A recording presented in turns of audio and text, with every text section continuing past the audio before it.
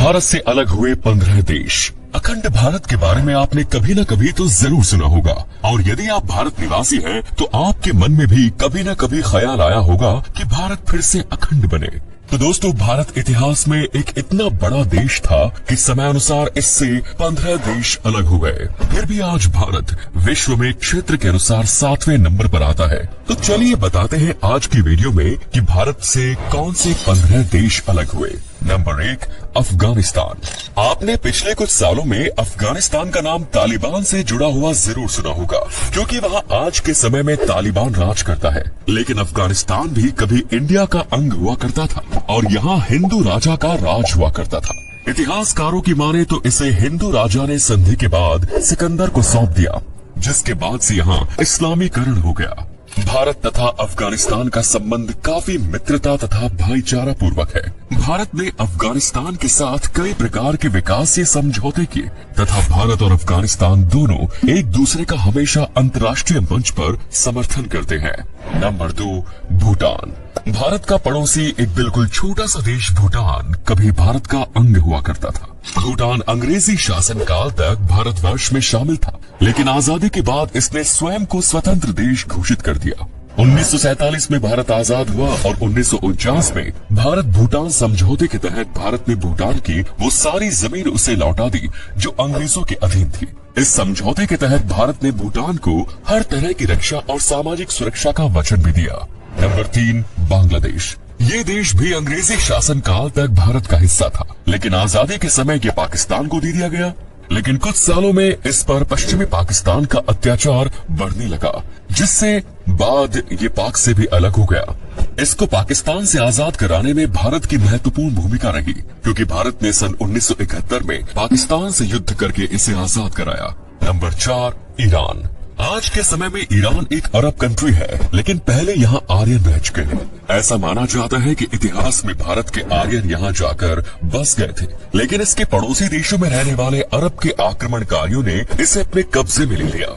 Number 5, Vietnam. इतिहास में यहाँ भी काफी हिंदू लोग निवास करते थे, लेकिन धीरे धीरे यहाँ बौद्ध धर्म हावी होता गया। पहले इस देश का नाम चंपा हुआ करता था, लेकिन यहाँ हिंदू राज समाप्त होने के बाद ये देश अलग बन गया। आज के समय में वियतनाम अपने खूबसूरत समुद्री तटों, अपनी संस्कृति, अद्भुत भोजन जैसे फो, वियतनामी कॉफी और मैत्रीपूर्ण लोगों के कारण एक लोकप्रिय पर्यटन स्थल है। इसके साथ ही ये भारत का एक अच्छा दोस्त भी है।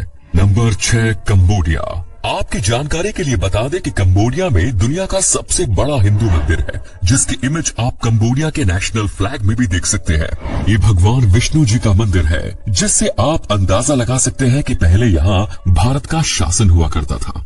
Number 7, Indonesia. आज इंडोनेशिया दुनिया का सबसे बड़ा मुस्लिम देश है, लेकिन ये भी कभी भारत का हिस्सा हुआ करता था। हालांकि आज भी इंडोनेशिया में काफी लोग हिंदू धर्म को फॉलो करते हैं। इसके साथ ही इंडोनेशियाई लोक कला और नाटक रामायण और महाभारत के महान महाकाव्यों की कहानियों पर आधारित है। Number 8, Philippines.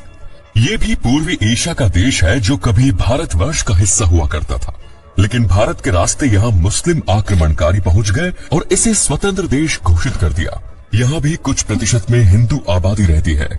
Number 9, Malaysia. पूर्वी एशिया के ज्यादातर देशों का इतिहास लगभग एक जैसा रहा है, जिससे मलेशिया भी अछूता नहीं रहा।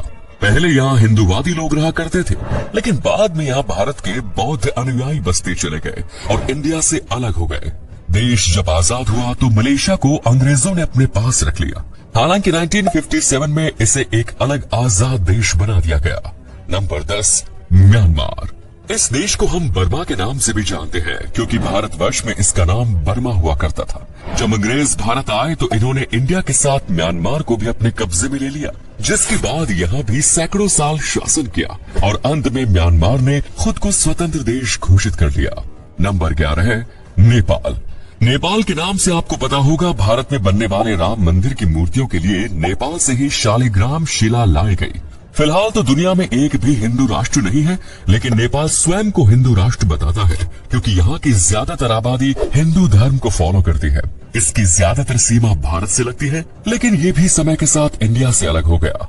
नेपाल और भारत पड़ोसी राष्ट्र है। इसके साथ ही दोनों राष्ट्रों की धार्मिक, सांस्कृतिक, भाषाई एवं ऐतिहासिक स्थिति में बहुत अधिक समानता है।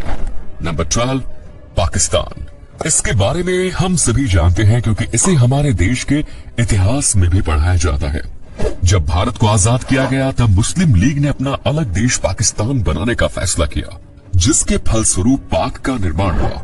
पाकिस्तान भारत का आज कट्टर दुश्मन है। शुरू से ही पाकिस्तान कश्मीर लेने के लिए भारत से लड़ता आया है, मगर पाकिस्तान के हाथ कुछ नहीं लगा सिवाय भुखमरी और गरीबी के।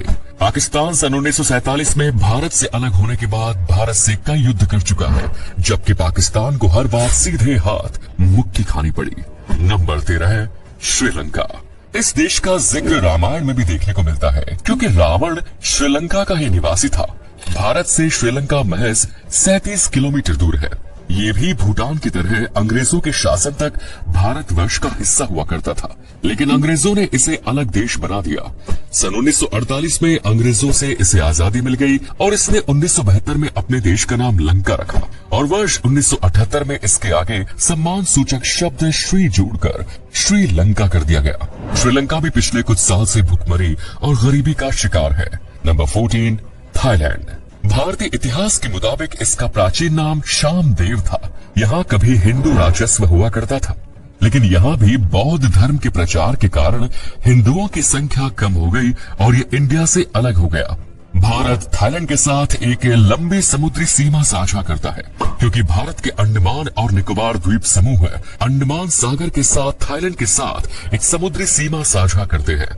नंबर 15, तिब्बत। वर्तमान में तिब्बत पर चीन का कब्जा है। चीन ने अंग्रेजों के शासनकाल के बाद तिब्बत पर अपनी सेना भेजकर इस पर जबरदस्ती कब्जा कर लिया। इसके बाद से दुनिया इसे चीन का हिस्सा मानने लगी, लेकिन सच्चाई यही है कि तिब्बत पर भी कभी भारतीय शासन था। इसके साथ ही आज की वीडियो यही समाप्त होती है। वीडियो को लाइक करना ना भूलें, शेयर करना ना भूलें और बताइए कि भारत का कौन सा पड़ोसी देश आपको सबसे अच्छा लगता है। आपके कमेंट्स का हमें इंतजार रहेगा। धन्यवाद।